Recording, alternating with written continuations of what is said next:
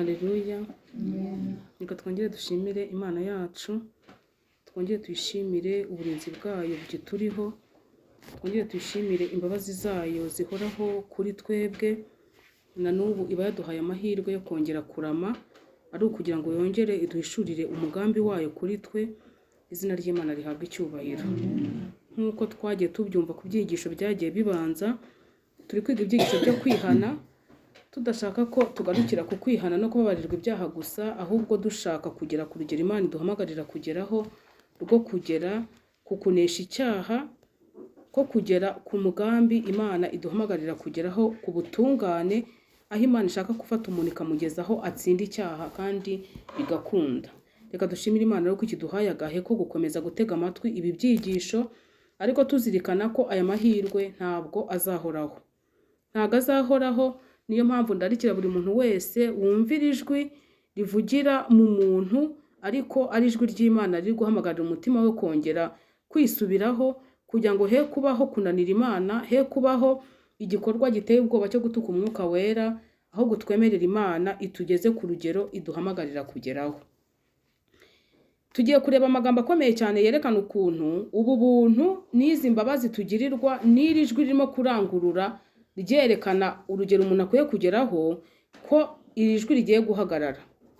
Igihe kizagera ubutumwa bwo kwihana no kubabarirwa ibyaha buhagarare, kandi ubwo butumwa nibuhagarara abantu benshi tugiye kubireba bazabyifuza kandi bazabishaka.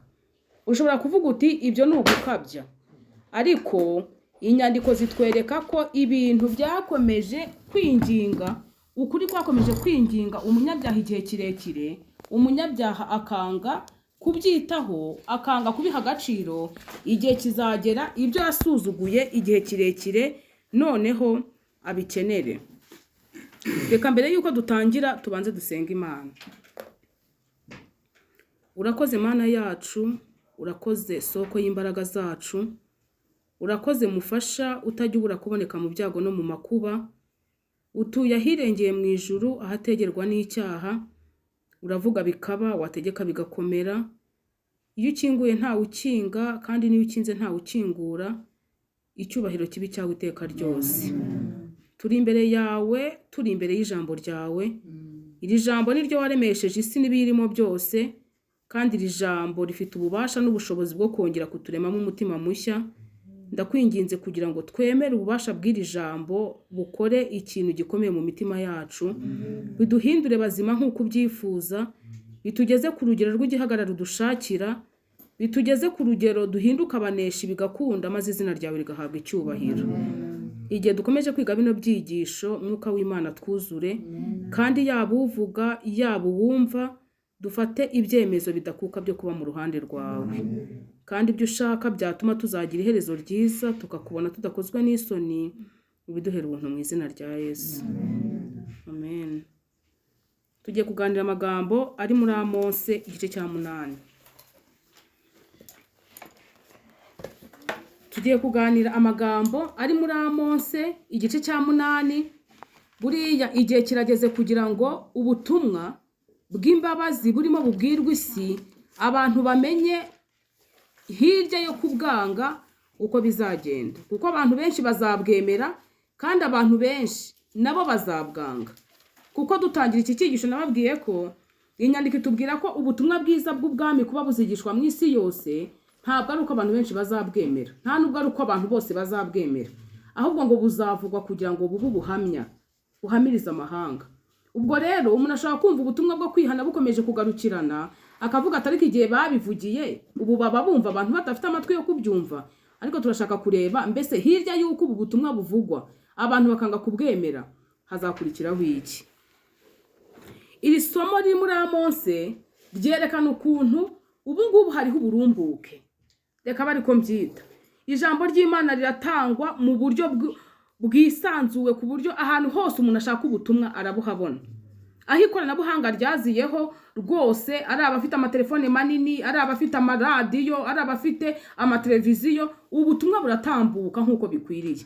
Ariko nshuti zanjye, nk'uko twayibonye mu Bifuzwa ibihe byose, yuko iri jwi ry'imbabazi ririmo guhendahenda ubuheruka, igihe kizagera ubu butumwa burekeraho kuko Imana izaba yafashe buri muntu wose ikamugenera umurage we ubwe yamaze guhitamo. Igihe kizagera iri jwi ryingingira umunyabyaha kwihana rihagarare. Ese nirihagarara bizagenda gute? Tugiye kubanza kubireba. Mbere yuko iyi nzariza tugiye kureba, Imana yabanje gutegura ibyo kurya. Ntabwo Imana ishobora kwemera ko hazaho igihe cy'amapfa hatarabanje kubaho igihe cy'uburumbuke. Igihe cy'uburumbuke rero Imana ikingurira ubutumwa, umva, n'imbaraga za Satani kazifata mpiri kugira ngo ubwo butumwa bubanze butambuke. Ariko iyo bumaze gutambuka, ababwemeye baba bafite amahirwe, ariko ababyanze byanze bikunze hazakurikiraho urubanza. Reka turebe icyo Amonsi yabivuzeho muri Amonsi igice cya 8. Durahera ku murongo wa 11. Amonsi igice cya 8 ku murongo wa 11. Dore iminsi izaza, niko Uwiteka avuga, nzateza inzara mu gihugu. Iyi nzara mwumvise ko ari Uwiteka ubwe uzagira ute? Uzayiteza. Ntabwo Uwiteka ashobora guteza inzara mu gihugu, ntibibaho atabanjije kubanza gutanga igihe cy'ibiryo. Abantu barabanza bakarya, abahunika bagahunika, ababika bakabika. Hirya y'ibyo bintu hakabona gukurikiraho iki? Inzara. Kandi iyi nzara turi buyirebe, turebe uburyo igiye kuzamo, kandi reka mbabwize ukuri, bizaba ari ibintu biteye ubwoba. Reka turebe iki inyandiko zitubwira. Dore iminsi izaza, niko Uwiteka avuga, nzateza inzara mu gihugu. Ntizaba ari inzara y'ibyo kurya cyangwa inyota yo gushaka amazi yo kunywa, ahubwo izaba ari inzara yo kumva amagambo y'Uwiteka. Uwiteka arimo aravuga ati nzateza inzara mu gihugu.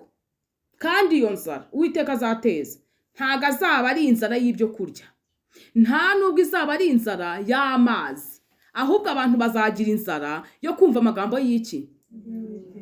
Bazagira inzara yo kumva amagambo y'Uwiteka. Ariko amagambo y'Uwiteka arimo aravugwa, amagambo y'Uwiteka arimo aracicikana ku mbuga zose, arimo aracicikana ku matorero, arimo aracicikana ahantu hose, no mu muhanda. No mu muhanda utanashaka no kubyumva, urajya kumva umuntu ahagaze mu muhanda atangiye kuvuga ibintu wowe ubwawe udashaka. Kubera iki? Kuko ni igihe cyo kubivuga, ni igihe cy'uburumbuke. Ariko igihe kigiye kuza abantu bagira inzara, kandi iyo nzara izaba ari yo kumva amagambo y'iki? Amagambo y'Uwiteka. Ubwo muravuga muti ariko birashoboka ko ijwi ryazaceceka ku buryo umuntu aryifuza? Tugiye kureba inyandiko zera z'Imana uko zibisobanura. 12. Kandi bazajarajara bava ku nyanja imwe bajya ku yindi, bazava ikasikazi bajya iburasirazuba, bazakubita hirya no hino bashaka ijambo ry'Uwiteka be kuribona.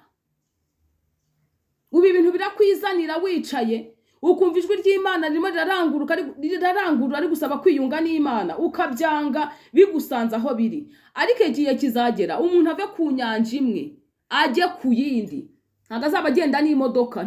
Abantu bazajarajara hirya no hino, ariko ngo ijambo ry'Imana inyandiko itubwiye ko bazaribona.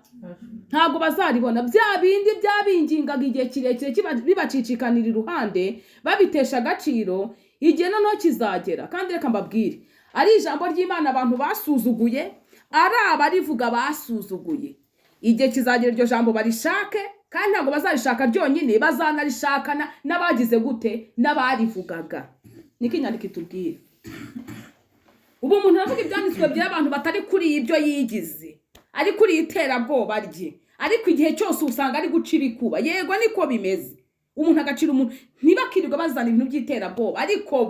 Ariko inyandiko iratubwira ngo bazashaka, bababwirije bababwira ngo noneho nimutwigisha icyo twakora ngo turebe ko twakira imanza z'Uwiteka. Ariko inyandiko itubwira ko bazarishaka, ariko be kugira gute? Be kuribona. Ndaje tubisome. Uwo munsi inkumi nziza n'abasore bazicwa n'inyota. Uwo munsi inkumi nziza, Satani ubu yateje urubyiruko kwanga ibintu by'Imana, ku buryo banditse mu butumwa ku basore ko Satani yabibeheyeho n'iminyururu y'ibyuma, abagezaho yumva, abagejeje ahantu ashaka. Kuri iki gihe kumva umwana w'urubyiruko umubwiye uti tugeze mu gihe giheruka, oya, yumva iryo jwi adashaka kuryumva, kuko iyo umwereka kurimbuka akareba icyerekezo cya viziyo cy'ibyo ashaka kugeraho, aba yumva yacecekesha iryo jwi ryose rimubwira ko igihe kirangiye. Ariko abasore n'inkumi, aho umuntu wese yaba ari ashaka kubyumva, iyi nyandiko iravuga ngo abasore beza n'inkumi bazicwa n'iki? Bazicwa n'inyota. Kandi haruguru Mose yabivuze ngo ntabwo izaba ari inyota yo gushaka amazi cyangwa inzara yo gushaka ibyo kurya, azaba ari ya magambo bakirenceje igihe kingana iki? Kirekire. Umwana w'umusore arakubwira cyangwa w'inkumi atumva nkubwire, rwose mwikabya, mwebwe mwaranabyaye, mwaranashatse, ibyo mwagezeho mwabigezeho, ntabwo twagendera ku myumvire yanyu. Ariko mu gihe abantu badatekereza, bagiye gutungurwa nuko ibyo bari barimo byose bazasanga byari bimeze nk'inzozi. Niko banditse mu makurambere n'abahanuzi. Baranditse ngo igihe Sodomu yarotaga amahoro n'iterambere, ijuru ryo ryatangazaga ko umunyabyaha agiye gupfa. Barimo barota ibyo bakwiye kugeraho, bareba Sodomu nk'ahantu hari uburabyo bwiza harumbutse, ngo hari hameze nk'ingobyi ya Edeni ya kera. Ngo ntabwo bumvaga ko bishoboka ko aho hantu Uwiteka yahatsembe. Ariko igihe bari barimo barota amahoro n'umutekano n'ibyo bazageraho, bagiye ko nabona umuriro w'amazuku ubatungiye mu buryo butari bwitezwe. None ubu butumwa burararikira umunyabyaha, wakwihanye, waje Uwiteka akakubabarira, ko ntaho wageze ijuru ritagukura, ko ibyaha byawe niyo byatukura tukutuku, yiteguye kubyeza. Umuntu ati hoya, reka mbanze nige ndangize, reka mbanze nkorere perime, nimara kuyibona pe uzabimbwira, kambanze nubaka ino nzu mbanze nyirangize. Ariko ibyo abantu barimo gukora byose tugiye kureba uburyo bigiye gushongera mu maso yabo. Bavuze induru bavuga ngo ibyo twakoze ko tureba bitaturokoye, ni igiki cyatumye tudaha agaciro ijambo ry'Imana. Turaje tubirebe. 13. Uwo munsi inkumi nziza n'abasore bazicwa n'inyota. Ijambo ry'Imana ryo ribivuze. Abasore n'inkumi bahora basuzugura bazicwa n'inyota. Reka dusome amagambo ari hano ateye ubwoba. Ngiye kubanza gusoma amagambo ari mu byaduka byo minsi y'imperuka.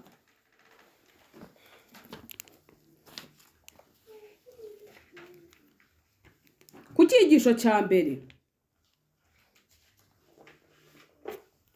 Icyigisho cya mbere ngiye gusoma igihamya cya gatatu.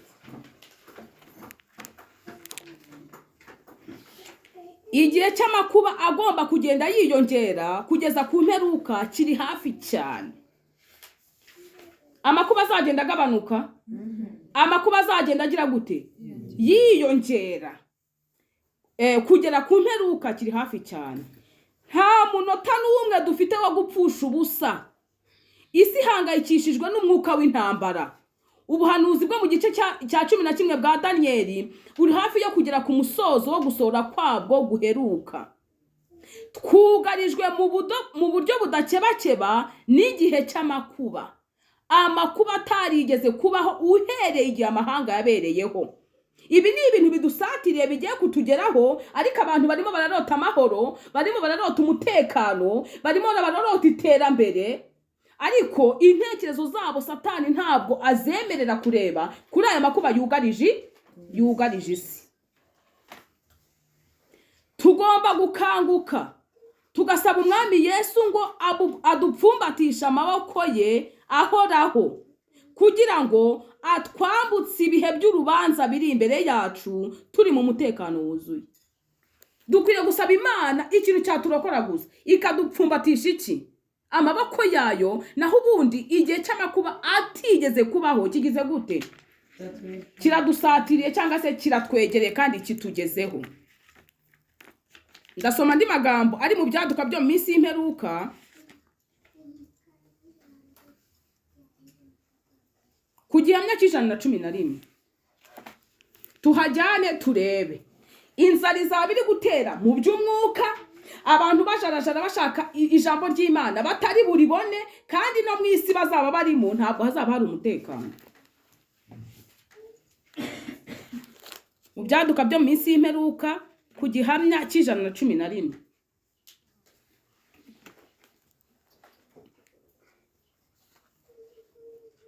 Baravuze ngo akoresheje imyanzuro itarimo kwibeshya na guki, uwiteka ari kubara ibyaha by'amahanga yose akoresheje imyanzuro itarimo kugira gute oya rwose uwiteka ari kubara ibyaha by'amahanga yose mu gihe imbabazi ze zikomeje guhamagarira abantu kwihana. Siyo nsanganyamatsiko ibi byigisho bifite, siyo nsanganyamatsiko ibi byigisho turi kwigisha ifite byo kwihana, ndetse tutihana kugira ngo tugere ku mbabazi gusa, ahubwo twihana kugira ngo tugere ku butungane Imana tuhamagarira kugeraho. Mu gihe ijwi ry'Imana rero riba gukomeza kurarikira abantu kwihana, buretse mwumve hari undi murimo ukomeje. Abantu batega amatwi bumva isaha duhagazemo kugira ngo ahari kubiha agaciro bitume gukerensa k'umuntu wese ku giti cye kugabanuka. Imana irimo kurarikira abantu kwihana. Ubutumwa bwo kwihana bukomeje kuvugwa. Umuntu yumvise hari ubutumwa bwo kwihana no kwivugurura yagira ngo hari ibindi byose ni amahoro, ariko nimureka mwumva imirimo iri gukomatanywa irimo gukorerwa icyarimwe muri iki gihe duhagazemo. Akoresheje imyanzuro itarimo kwibeshya na guke, uwiteka ari kubara ibyaha by'amahanga yose. Mu gihe imbabazi ze zikomeje guhamagarira abantu kwihana, uko kubara ntiguhagarara. Nubwo imbabazi z'Imana zikomeje guhamagarira abantu kwihana, hari ukubara Imana irimo kubara, kandi iri kubara ibyaha by'iki by'amahanga. Buri gihugu cyose, buri buyobozi bwacyo Imana irimo kubitaho, ikavuga iti mbese bacira imiburo y'ijambo ry'Imana gute, ese bagejeje abantu ku kunangirwa kw'imitima gute. Byose birimo biritabwaho, kandi igihe byitabwaho Imana irahamagarira abagaragu bayo gukomeza kwinginga umunyabyaha. Imana imwingingira kugira gute kwihana, ariko nubwo imbabazi zirimo kuhendahenda abanyabyaha no kubara kw'ibyaha kw'amahanga, nabyo bikomeje kugira gute bikomeje kubarwa. Mutagira ngo Imana yitaye kubashaka kwihana gusa, n'abari kunangira imitima bakigisha n'abandi kugira gutyo, nabi byabo Imana ntiri kubibara. Iraje byose bishyireho iherezo. Uko kubara ntiguhagarara, ariko ubwo umubare wagenwe n'Imana uzabushyitse, icyo gihe nibwo umurimo w'umujinya wayo uzatangira. Ari umubare w'abana b'Imana ni ngombwa ngo ubanze wuzure, siko bimeze? N'umubare w'abinangira imitima nabo ni ngombwa ngo ugire gute wuzure. Buri muntu wese namara kuzura, amaze kuzura ukuri cyangwa se yuzuye ubuhakanyi, umujinya w'Imana noneho nibwo uzagira gute nibwo uzatangira. Ubu Uwiteka aracecetse, yihorera abantu bakagira ngo ntarora. Yaravuze ngo murabikora nk'abihorera mukagira ngo turahwanye, ariko kuguhana ni kugera. Izabishyira imbere y'amaso y'abantu uko byagize bite, uko byakurikiranye. Kadukomeze mwumve. Imana ibitse inzibutso z'ibyaha by'amahanga. Mwumvise zino nzibutso? Mwumvise zino nzibutso? Imana ifite inzibutso ibitse n'ibyaha by'iki by'amahanga. Imibare irakomeza kwiyongera mu bitabo byo mu ijuru, kandi mu gihe itegeko rizatangwa ko kutaruhuka umunsi wa mbere bizahanirwa, icyo gihe nibwo igikombe cyabo kizaba cyuzuye. Imana irimo irabara ibyaha by'amahanga, ariko igikombe cyabo hari ikintu kigiye kugisendereza. Imana iricecekeye, abantu barasuzugura amategeko ya Imana ikabyihorera, ariko igihe isi yose izaba imaze gufata umwanzuro y'uko bagiye kuyikora mu jisho, noneho bagakuraho itegeko rya 4, itegeko rigaragaza Imana Imana umuremyi, ubuhangange bwayo, bakayikuraho bose bagatangariza ibihugu byose ku isi ko bagomba kuruhuka icyumweru. Baranditse ngo iki gikombe kizaba kigize gute, kizaba cyuzuye. Abantu basuzugura Imana bakagira ngo Imana ntibara. Irabara ibitse ibyo byaha mu nzibutso zayo. Reka isi yose ifatanyirize hamwe kugira ngo bakureho isabato, bashyireho icyumweru cyashyizweho n'umuntu buntu. Barimo kutubwira ngo noneho iki gikombe kizaba kigize gute, kizaba cyuzuye. Reka turebe n'icyuzuye uko bizagenda.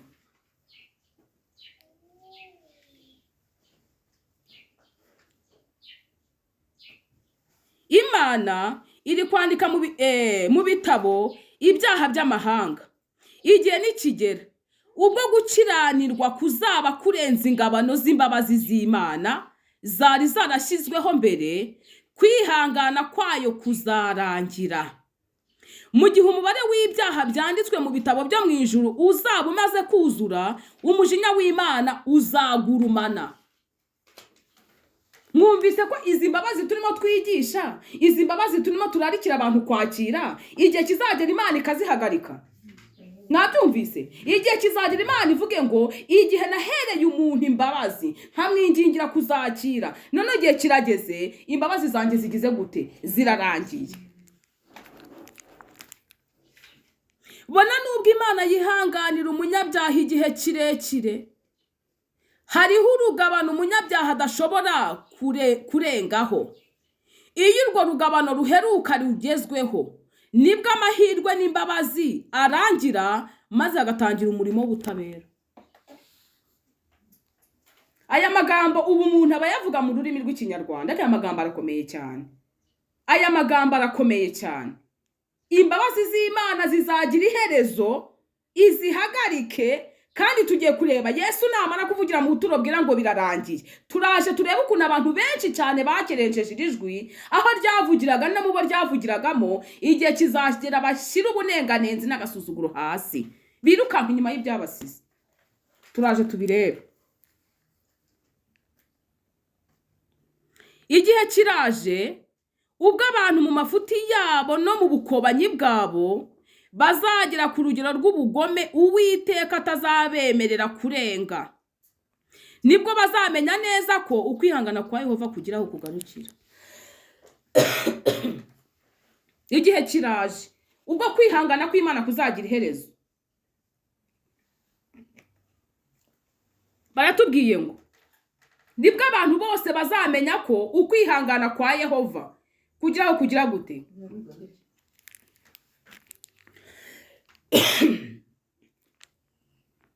Hariho urugabano rugerwaho, maze imanza za Yehova ntizibe zigishoboye kuzuyaza.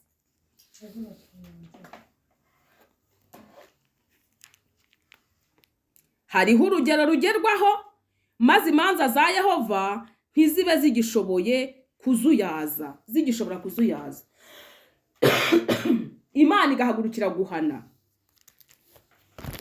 Ibi ni ibintu biri kubera ku isi, ibi ni ibintu bigiye kuza, kandi umwanditsi we yanditse ngo hazaba, ariko turebesheje amaso yacu twasanga hari ibintu byatangiye kubaho. Reka turebe. Ngiye kubanza gusoma amagambo ari mu butumwa bwatoranijwe, umugabane wa 3, page 355.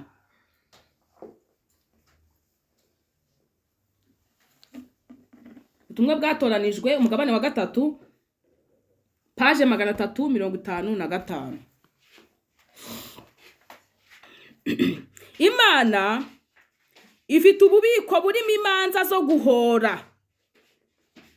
Imana ifite ububiko burimo imanza zo guhora. Yemera ko zigera ku bakomeje kwibera mu cyaha kandi barabonye umucyo ukomeye. Nabonye ibintu bihenze cyane mu mazu yubatswe kandi byafatwaga ko bidashobora gufatwa n'umuriro. Hari abantu benshi ubu biyubakira amazu bagashyiramo ibintu bihenze cyane ku buryo nabo ubwabo baba babona ibintu biri mu mazu yabo bidashoboka ko bishobora gutwikwa n'umuriro, ku buryo niyo umuntu avuze ukuntu ibi bintu bizayonga akurebera mu kuntu akubona nuko akumva aragusetse, ariko ibi bintu ntago ari ijwi ry'umuntu riri kubivuga. Ni Imana ubwayo ibi bintu yabyandikishije kandi niyo irimo ibidusomera. Nimutega amatwi mwumve. Imana ifite ububiko burimo imanza zo guhora. Yemera ko zigera ku bakomeje kwibera mu cyaha kandi barabonye umucyo ukomeye. Nabonye ibintu bihenze cyane mu mazu yubatswe kandi byafatwaga ko bidashobora gufatwa n'umuriro. Kandi nk'uko Sodomu yarimbutse ikagurumana kubwo guhora kw'Imana, niko izo nyubako z'ibitangarirwa zizahinduka umuyonga. Muntu wumva hari ibintu wishingikijeho muri iyi saha, ukabwirwa ubutumwa bwo kwihana, ukavuga uti hoya reka manze ngere kuri ibi. Kandi koko abantu barataka isuka kugira ngo nta nubwo izarangira. ibisenge biruzuye, ama etaje aruzuye. Ibyo ngibyo kubikora si icyaha, ahubwo byatwaye imitima n'intekerezo z'abantu ku buryo bwira abantu kwihana bakumva ntibashaka ubwo butumwa, kubera ko rimwe na rimwe buba buri batandukanye n'ibyo bagambiriye kugira gute kugeraho. Ariko banditse ngo iki? Kandi nk'uko Sodomu yarimbutse ikagurumana kubwo guhora kw'Imana, ni nako izo nyubako z'ibitangarirwa zizahinduka umuyonga.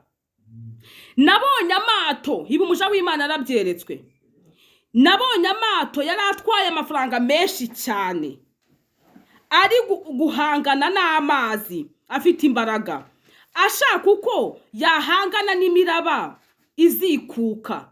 Ariko hamwe n'imitungo ya zahabu n'ifeza yari muri ayo mato, ndetse n'abantu bose bayarimo, yararohamye ajya ikuzimu. Ubwibone bw'umuntu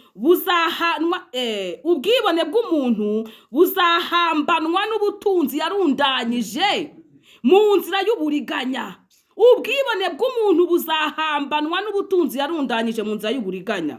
Imana izahorera abapfakazi n'imfubyi bamutakiye bashonje kandi babuze icyo bambara, bamusaba ngo abafashe abakure mu gukandamizwa no guhohoterwa. Mu gihe abantu bagera kuri ibi bintu bikomeye, hari igihe baba barenganya imfubyi, hari igihe baba barenganya abakene, hari igihe bino bintu baba barabibonye kubera uburiganya, ariko aba bantu bazahambanwa n'ubutunzi bwabo. Ibi ni Imana irimo kubivuga. Reka mwumve. Igihe kiraje vuba, igihe kiraje kera. Hari igihe umuntu yigisha ubutumwa nk'umuntu akavuga ngo bazi gukabya, bafite iterabwoba. Hoya, ntabwo iba ari umuntu uri kubivuga, ahubwo ni inyandiko z'Imana ndi gusoma.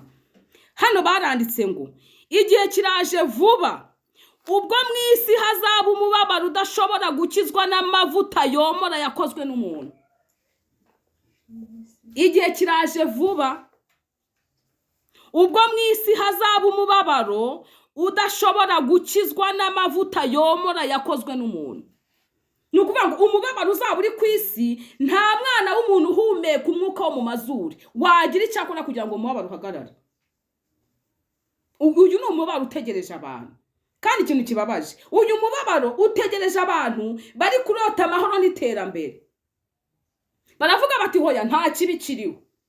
Niyo mpamvu mu cyigisho cyatambutse cyabanjirije iki, nabasomeye amagambo avuga ko aho kugira ngo umuntu ayobye n'umuntu umwe, icyiza nuko yaba atarigeze avuka. Mbabajwe n'umuntu muri isa uri guhagarara imbere y'abantu akababwira ngo na amahoro, mwikwishinga bari abantu nabaka n'abantu babi bagomba kubayobya. Ndaje nawe aya magambo nyagusomere. Igihe kiraje vuba, ubwo mu isi hazaba umubabaro udashobora gukizwa n'amavuta yomora yakozwe n'umuntu.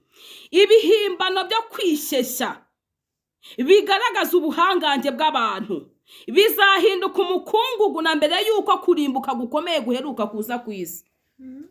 Na mbere y'uko kurimbuka kwegereza, hari ibintu bigiye guhinduka umuyonga.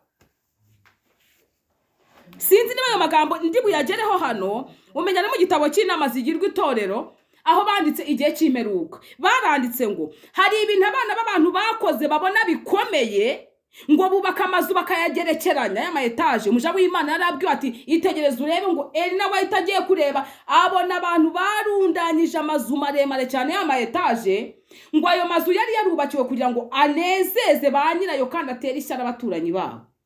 Niko banditse. Ariko baranditse ngo azashya nk'akozwe mu makaka amashonga. Ibi bintu mubona abantu barundanya byateye abantu agasuzuguro. Basigaje kuvuga ngo ngiriya Babuloni yanjye niyubakiye. Banditse ngo Imana izemera ko bishonga nk'ibikozwe mu makaka amashonga, na mbere yuko ba nyirabyo bagira gute barimbuka. Ibyo ni ijambo ry'Imana ribivuga. Hano baranditse baravuga ngo dushobora gukira amateka agiye gusukwa kuri iyi si binyuze gusa.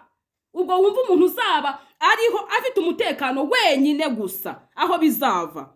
Dushobora gukira amateka agiye gusukwa ku isi binyuze gusa mu kwambara ikanzu yo gukiranuka kwa Kristo.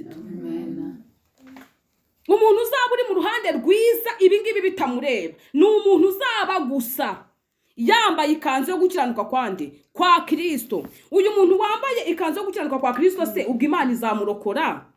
mu buhe buryo? Izamurokora mu buhe buryo? Wakwibaza uti ikanzu yo gukiranuka kwa Kristo ishobora kurokora umuntu koko ikamurokora mu buhe buryo? Buretse wumva ikanzu yo gukiranuka kwa Kristo ikizamarira abantu muri iki gihe giteye ubwoba. Ngiye gusoma agasubi gato cyane ko mu byaduka byo minsi y'imperuka ku gihamya cya 37.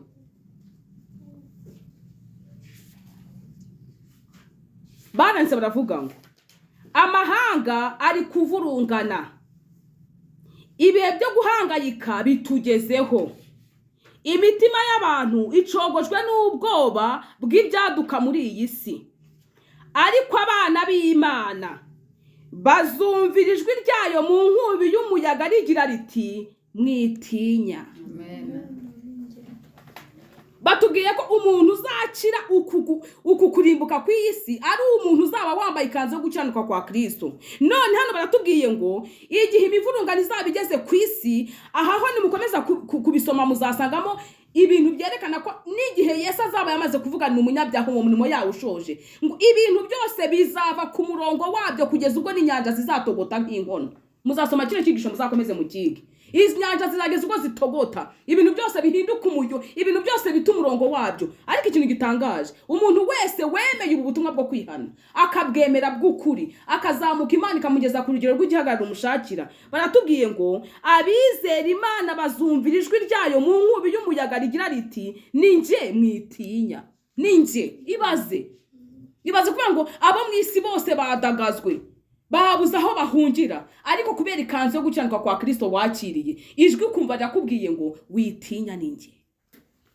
Witinya ninjye, nje kwivuganira n'abishi b'amategeko. Ibi ni ibintu biturindiriye. Ibi ni ibintu bigomba kubwirwa abatuye isi, bakabibwirwa, kuko ibihe tugezemo ni ibihe bidukomereye kandi ni ibintu bikomeye cyane.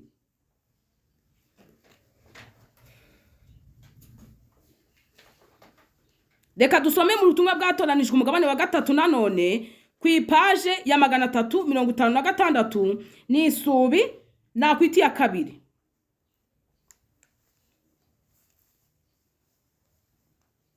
Dusatiriye ibintu bikomeye kandi bikura umutima bigiye kuzabaho. Ubuhanuzi burimo burasohora.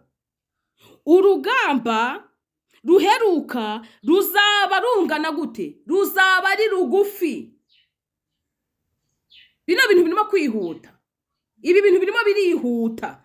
Ntimugire ngo ni ya magambo yo muri Ezekiyeli abantu bavugaga ngo amagambo y'Uwiteka ngo araranzikwa, ngo na magambo ngo ni iby'igihe gishize kera. Oya, hano baratubwiye ngo dusatiriye ibintu bikomeye kandi bikura umutima bigiye kuzabaho.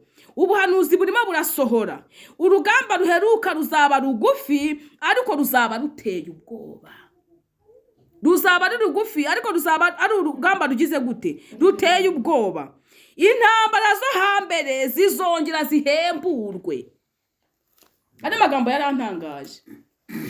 Hari intambara zabayeho hambere zizongera zikagira gute? Zigahemburwa, kandi intambara nshya nazo zizabyuka.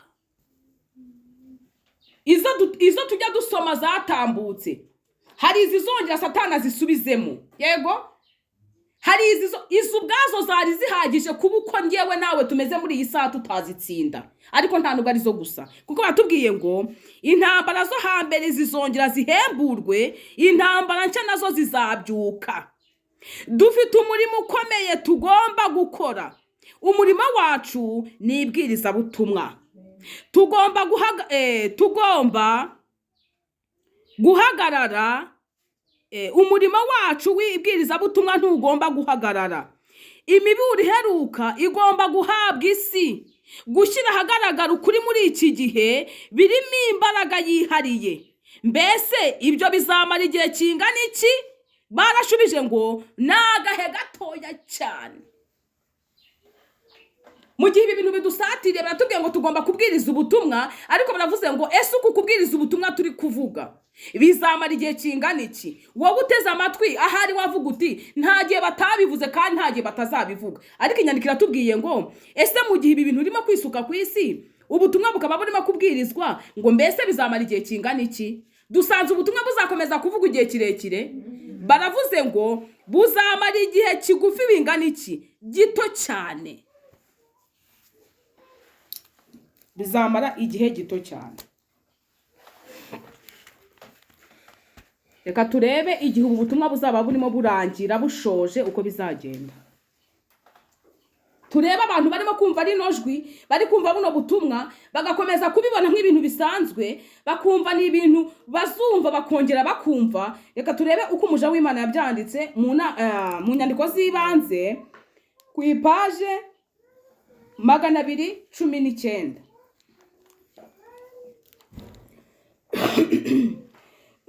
Mu nyandiko z'ibanze paje 219. Neretswe iby'igihe ubutumwa bwa marayika wa gatatu bwasozwaga. Imbaraga y'Imana yari yaragumye ku bwoko bwayo. Bwari bwarasoje umurimo wabwo, kandi bwari bwiteguye igihe cyo kugeragezwa cyari kiri imbere yabwo. Bari barakiriye imvura y'itumba cyangwa ihembuka riturutse ku Uwiteka. Amena. Bityo ubuhamya bwabo buzima burahembuka. Umuburo wa nyuma ukomeye wari warumvikanye ahantu hangana iki hose, kandi wari warakangaranyije ndetse urakaza abatarashatse kwakira ubutumwa. Mwabyumvise? Uko ubu butumwa buri kurarikira umuntu kwihana, burimo kwamamaza ijwi rirenga, ari burimo kuvuga bubwira umuntu kugira ngo asohoke mu bidatunganye, aho kugira ngo abantu bamwe babwemere babwakire, buri kugira gute, buri kubarakaza. Ubu hari abantu bagiye kuzamura imijinya kubera bino byigisho byonyine gusa. Niki nyandiko iri kutubwira, uri kubyumva? Barakazwe nabwo bumve, aho kugira ngo bakoreshe imbaraga zabo zose kugira ngo bihane, ahubwo bakoresha imbaraga zabo zose kugira ngo baburwanye cyangwa bacecekeshe urimo kugira gute, uri kubuvuga. Ariko buretse mwumve,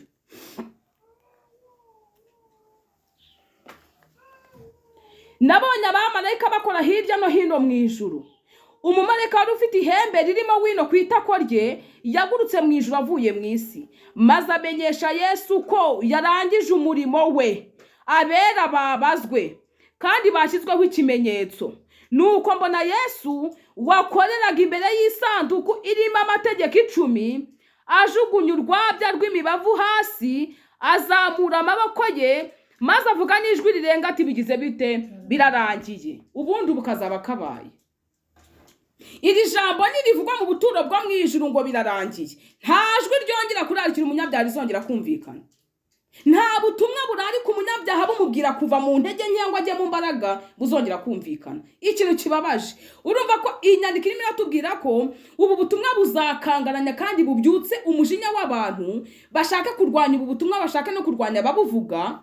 Kandi batubwiye ko igihe Yesu azaba amaze kuvuga ngo birarangiye, tugiye kureba ese Yesu namara kuvuga ngo birarangiye abantu bazakomeza agasuzuguro no gusuzugura iby'Imana? Oya rwose. Reka turebe ikintu kizakurikiraho.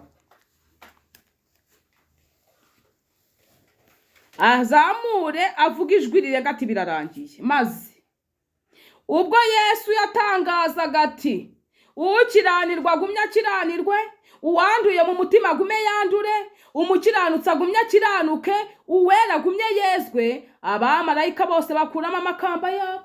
Reka mbabwize ukuri, abamarayika baravuze bati karabaye. Uyu Yesu wagiye kujya gucungura umuntu amaze kutubwira ibyakozwe mu nama y'agakiza. Uyu watubwiye ati ngiye mu isi gushaka umunyabyaha kandi nzahura n'umubabaro ku buryo mutazemererwa kuntabara. Yasize abwiye abamarayika ko azahura n'ibigeragezo bizatuma na data wa twese amuhisha mu maso he. Bazi uburyo Yesu yingingira umunyabyaha ku buryo niyo umunyabyaha atatse Yesu avugira mu buturo bwe ati mureke yambaye umubiri nanjye narawambaye ndamuzi, nimundekere umwana wanjye. Bazaterwa ubwoba no kumva ubwe yivugira ijambo rivuga ati igihe nabahendahendeye, igihe nabavuganiriye, igihe nabahereye imbabazi, noneho bigize bite, birarangiye. Iryo jambo uretse no gutitiza umunyabyaha, n'abamarayika bo mu ijuru rizabahindisha umushyitsi, bakuremo amakamba yabo bayarambike hehe, hasi. Baravuze bati akumunyabyaha karabaye. Umunyabyaha wagiraga agaciro kubera Yesu, umunyabyaha wagiraga agaciro kubera kuvuganirwa nawe, umunyabyaha wagiraga agaciro kubera ubutambyi bwe, uyu murimo ko uhagaritse akumunyabyaha kazaba kahe naho igihe abamarika bazaba bashyizeho bakuyemo amakamba umunyabyaha azaba agifite agasuzuguro. Reka tubirebe.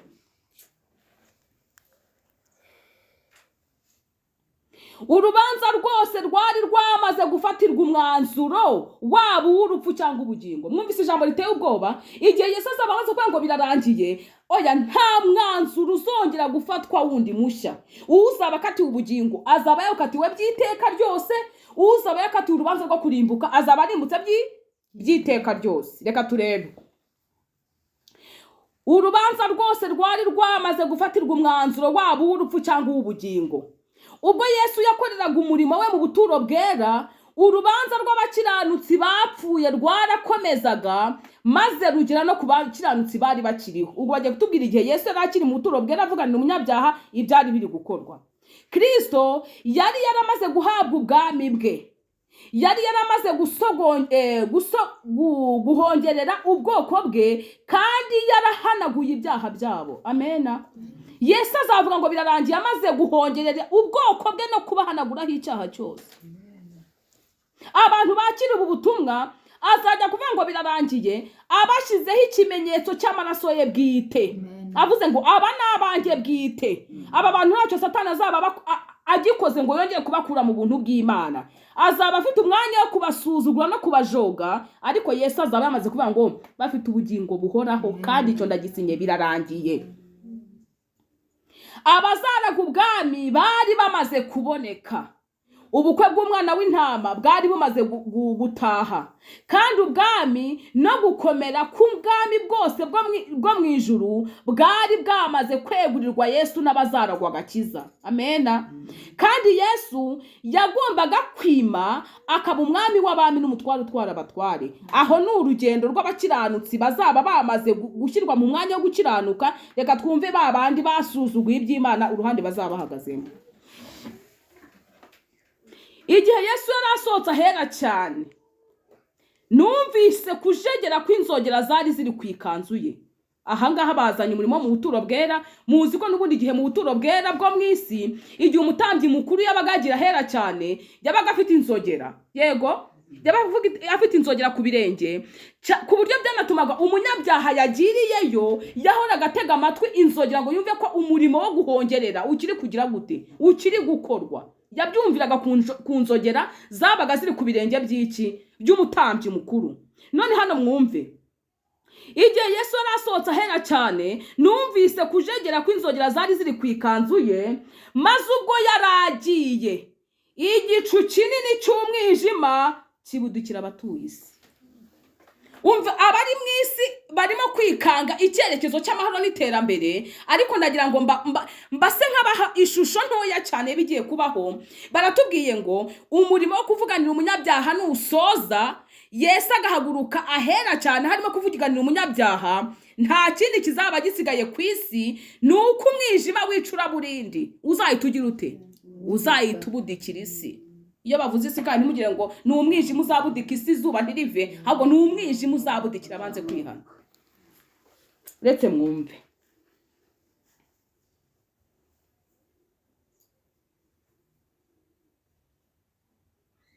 Igihe Yesu yari ahagaze hagati y'Imana n'umunyabyaha, mwumve, igihe Yesu yari ahagaze hagati y'Imana n'umunyabyaha, hari icyari gikingiye ubwoko bw'Imana. Ariko igihe yari avuye hagati y'Imana n'umuntu, cya gikingirizo cyavuyeho, maze Satani asigara yitegekeye abanze kwihana. Nimurebe, niba iki gikingirizo kikiriho ubu kikaba kiriho, kuko iki gikingirizo kitariho ntabwo naba ndi kubwiza ubutumwa bwo kwihana, ntabwo bishoboka, kuko naba nzi ko ntacyo kimari, ubutumwa ntacyo bwamarira umunyabyaha. Ariko niba iki gikingirizo kiriho, mukaba mureba amahano ari kubera ku isi, yego, umwana arica nyina, umubyeyi arica umwana we, umugabo arica umugore, umugore arica umwana. Ibihugu birakuraho amahame y'amategeko y'Imana kugeza ubwo bafata icyaha bakagiha ibere.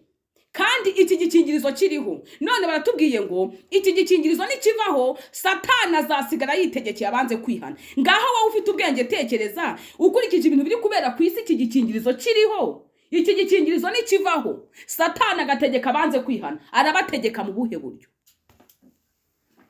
Kurura mu bwenge bwawe nawe ushishoze utekereze uvuga uti ibintu mbona bwabyo ko numva uruhuru urimo kwikanga kandi iki gikingirizo kiriho, none iki gikingirizo nikivaho Imana ikabwira Satani tumva dore igihe wahereye nk'ukoma mu nkokora akira ubushobozi, tegeka banze kwihana. Mutekereza ko munyabyaha we, munyabyaha wanga ubutumwa bw'Imana, munyabyaha wanga kwihana ngo wiyunge n'Imana, ese Satani nahabwa ubushobozi bwo kwitegekera banze kwihana, wumva azakuyobora mu biki? Reka turebe. Nta byari gushoboka ko ibyago by'imperuka bisukwa kandi Yesu agikorera mu buturo bwera. Ntabwo byashoboka. Ibyago byo misi y'imperuka nagushaka kwisuka ku isi Yesu akiri umuhuza, ntabwo bishoboka. Buretse avuga ngo birarangiye, mureba akagiye gukurikiraho. Inyandiko nigitubwiye ntabwo byashoboka. Ntabwo byashoboka ko ibyago byisuka kandi Yesu akiri mu buturo bwera ahera cyane ari kuvuganira umunyabyaha. Nta byari gushoboka ko ibyago by'imperuka bisukwa kandi Yesu agikorera mu buturo bwera. Ariko ubwo uwo murimo yahakoreraga wari urangiye, n'umurimo wo gusabira abantu ushojwe, nta cyari kubuza umujinya w'Imana gusukwa maze ugacucumurirwa ku mitwe y'abanyabyaha batari bafite aho kwikinga. Umujinya w'Imana ntabwo uzasukwa gusa, ahubwo uzagira gute? Uzacucumurwa. Kandi ucucumurwe ku mitwe y'abantu badafite aho bagize gute? Aho bikinga. Ariko ubutumwa bwabahesha aho bikinga bwari bwaravuzwe igihe kirekire, n'ubu burimo buravugwa. Twabonye ko umuntu uzakira urubanza wenyine gusa ari umuntu uzaba wambaye gukiranuka kwandi kwa Kristo.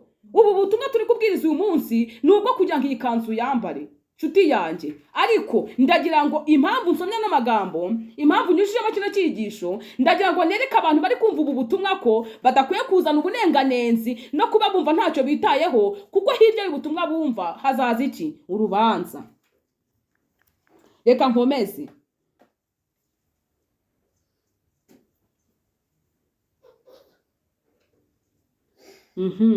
Nta cyari kubuza umujinya w'Imana gusukwa maze ugacucumirwa ku mitwe y'abanyabyaha batari bafite aho kwikinga.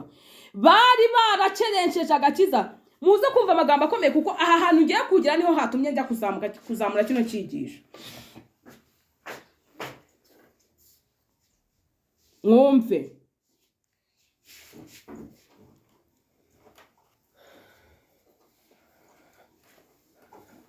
Reka nsubire haruguru gatoya. Nta byari gushoboka ko ibyago by'imperuka bisukwa kandi Yesu agikorera mu buturo bwera. Ariko ubwo uwo murimo yahakoreraga wari urangiye, n'umurimo wo gusabira abanyabyaha usojwe, nta cyari kubuza umujinya w'Imana gusukwa maze ugacucumurirwa ku mitwe y'abanyabyaha batari bafite aho kwikinga. Bari barakerenceje agakiza kandi bakangwa gucyahwa.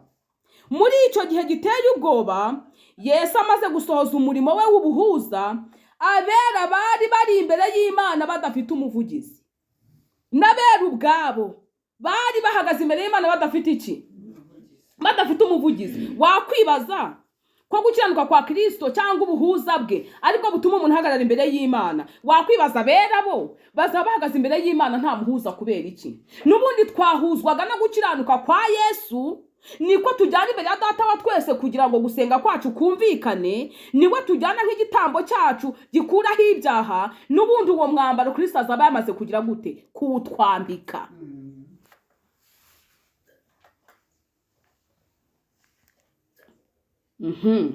Barandika ngo muri icyo gihe giteye ubwoba, Yesu amaze gusohoza umurimo we w'ubuhuza, abera bari imbere y'Imana badafite umuvugizi.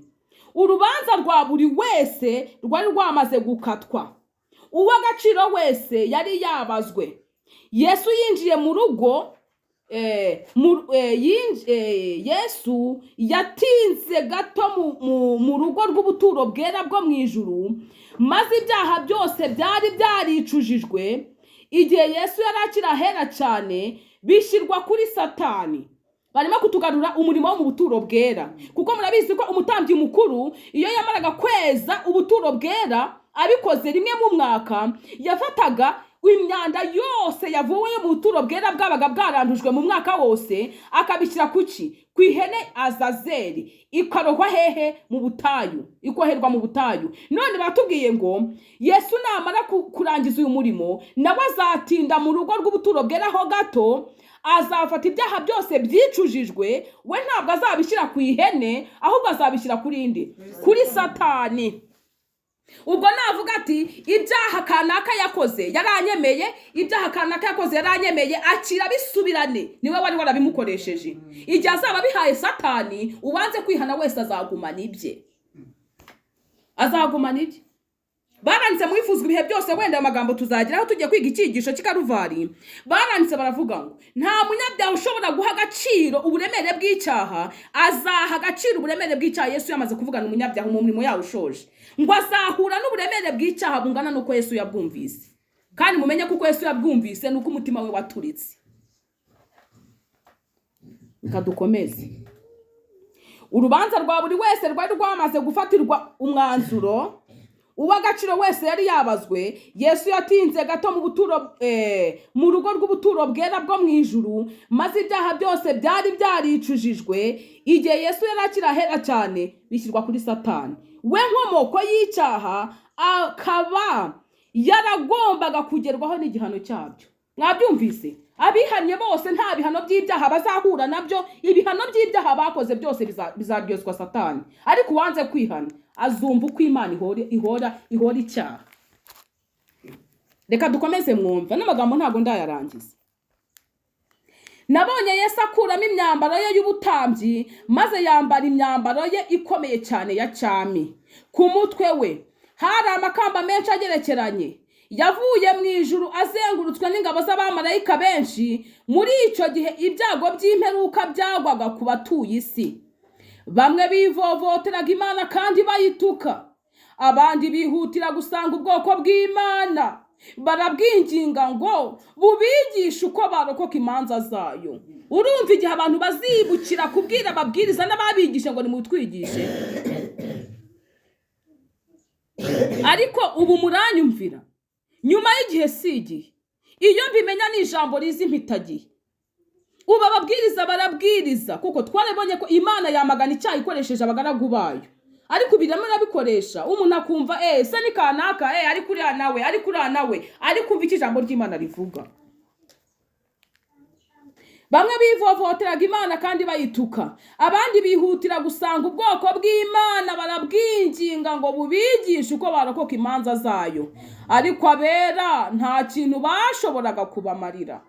Amarira ya nyuma yo kururira abanyabyaha yari yarasutswe, kubasabira umubabaro mwinshi ubuheruka byari byarakozwe. Umutwaro wa nyuma wari warikorewe. Kandi ibi bintu turimo gusoma ntimugira ngo ntibiri gukorwa ubu ngubu, biri gukorwa ubu ngubu. Kandi umubiri uheruka wari watanzwe. Ijwi ryiza ry'imbabazi. Mwumve ano magambo atumye dushyira iki cyigisho mo hagati. Twa turi kwiga ibyigisho byo kwihana. Ariko umwuka w'Imana nzaniye ko tugomba kwiga no magambo kugira ngo abantu bumvire ijwi batagira ngo rizakomeza guhora ribararika iteka ryose. Hoya rwose, mwumve aya magambo. Amarira ya nyuma yo kuririra abanyabyaha yari yarasutswe, kubasabirana umubabaro mwinshi uheruka byari byarakozwe. Umutwaro wa nyuma wari warikorewe, kandi umubiri uheruka wari watanzwe. Ijwi ryiza ry'imbabazi, nshuti yanjye, iri jwi ry'imbabazi rikurarikira kwihana. Tega amatwi ahantu matinde cyane wongera ubyumve. Kandi umubiri uheruka wari watanzwe.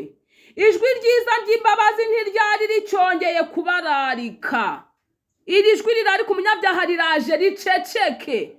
Abarivugaga baceceke. Ushaka kumbaza uti bazaba barihe? Uzahamenya. Ariko baranditse ngo ijwi ryiza ry'imbabazi ntiryari ricyongeye kubararika. Mwumve ikintu gitangaje. Igihe abera n'abo mu ijuru bose bari bashishikajwe n'agakiza kabo, abo ntibari babyitayeho. Urupfu n'ubugingo byashyizwe imbere yabo ngo bahitemo. Abantu benshi bifuje ubugingo, ariko ntibagira umwete wo kubwakira. Ntabwo bahisemo ubugingo, none ubu nta amaraso yo kubahongerera ngo yeze icyaha cyabo. nta mukiza w'umunyampuhwe bari bagifite ngo abingingire agira ati ihanganira umunyabyaha kandi kanya gato. Abo mu ijuru bose bari bakikije Yesu maze bumva amagambo ateye ubwoba agira ati birarangiye. Inama y'agakiza yari ishojwe ariko abantu bake nibo bari barahisemo kuyumvira. Inama y'agakiza yari ishojwe ariko abantu bake nibo bari barahisemo kugira gute? Kuyemera. Mutega amatwi amagambo muyumve kuko ndenda gusoza. Kandi ubwo ijwi ryiza ry'imbabazi ryacecekaga, ubwo ijwi ryiza ry'imbabazi ryagiraga gute? Ubwo ijwi ryiza ry'imbabazi ryacecekaga, ubwoba bwinshi cyane bwafashe inkozi z'ibibi. Inkozi z'ibibi zafashwe n'ubwoba bwinshi cyane. Mu ijwi riteye ubwoba bumvise amagambo ngo mwaratinze cyane, mwaratinze cyane. Reka nkomeze. Abatari barahaye agaciro ijambo ry'Imana bakubitaga hirya no hino bava ku nyanja bajya ku yindi. Tugarutse kuri Mose. Yego, abatari barahaye agaciro ijambo ry'Imana bakubitaga hirya no hino bava ku nyanja bajya ku yindi, bava mu majyaruguru bajya iburasirazuba.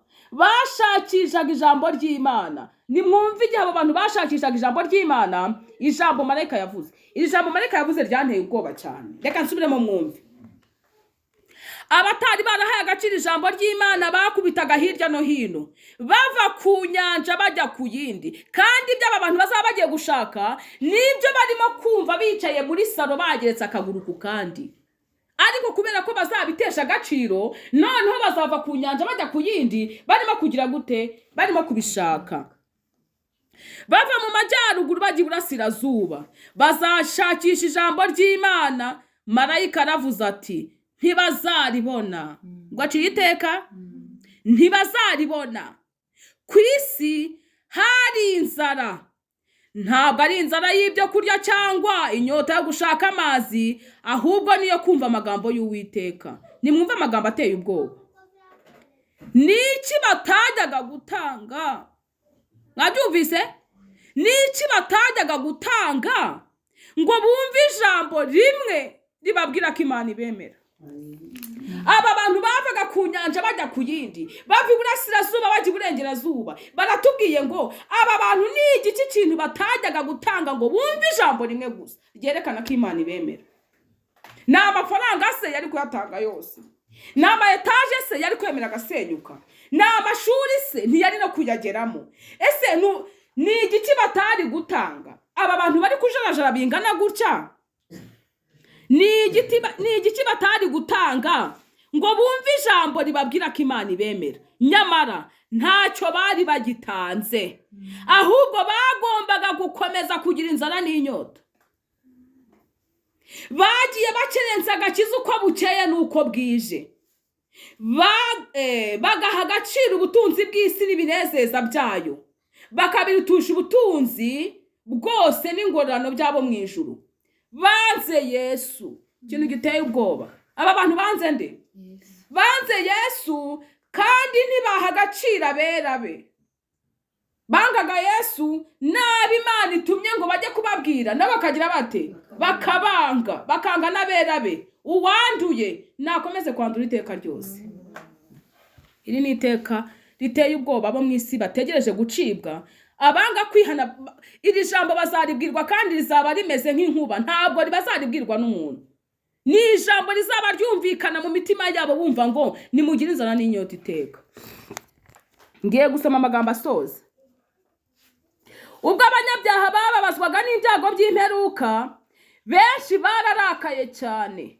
Byari bibabaje cyane kandi biteye ubwoba. Ibyo bintu birababaje kandi biteye ubwoba. Umuntu arabivuga kuko nta kundi kuntu yabigira, akabivuga mu rurimi rw'Ikinyarwanda, ariko ibyo ni ibintu bizaba bibabaje cyane kandi biteye ubwoba.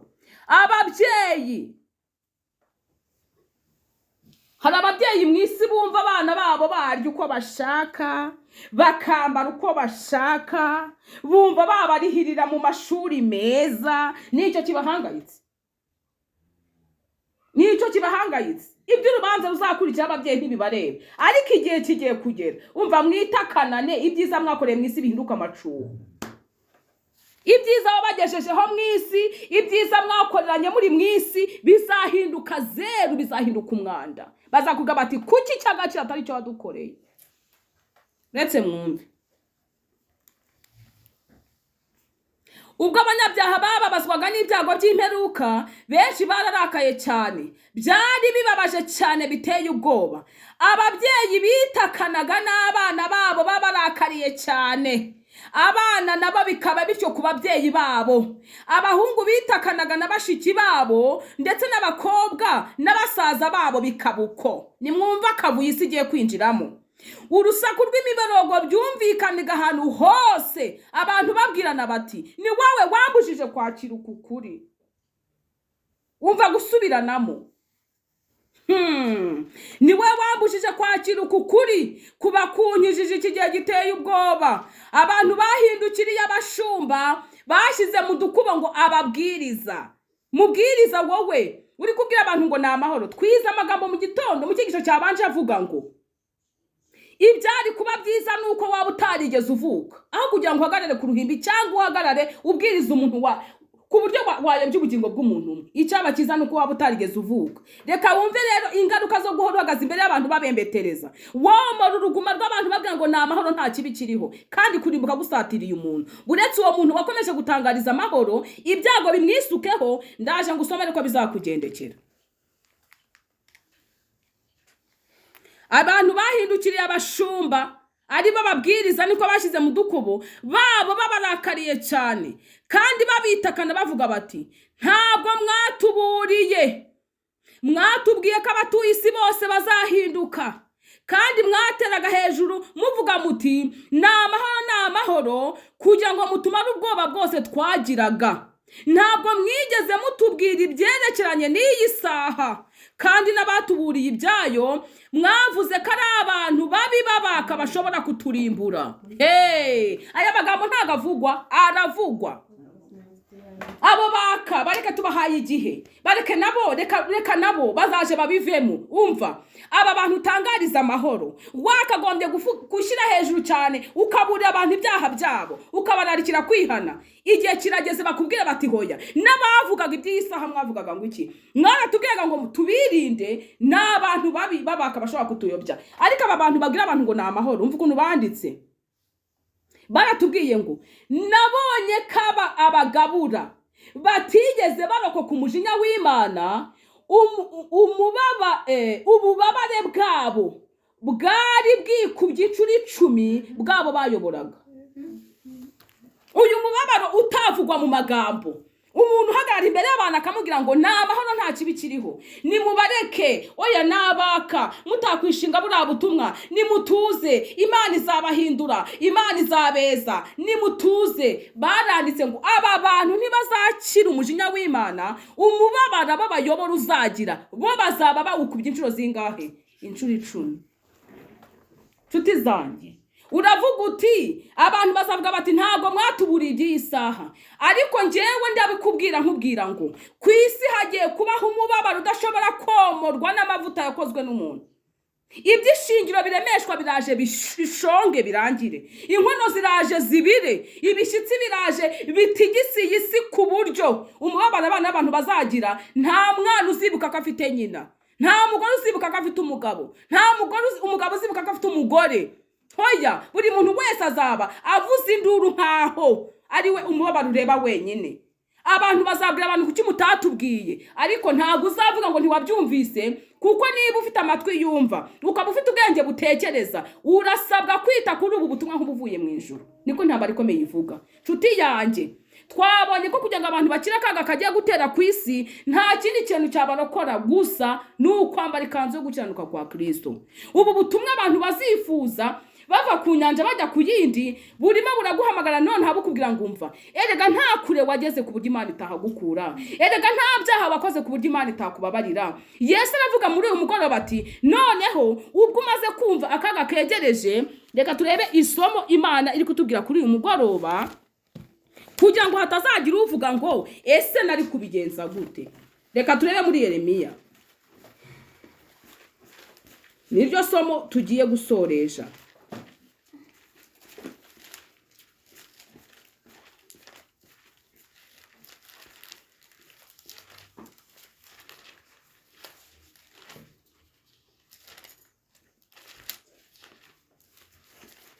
Iryo somo tugiye gusoresha. Hari wavuga uti ngiye ko nakoze ibyaha ubu nabigenza ne, ese narokoka imanza z'Imana gute? Ariko reka turebe, ese hano umunyabyaha ashobora kugira ku buryo Imana itahamukura ni hehe?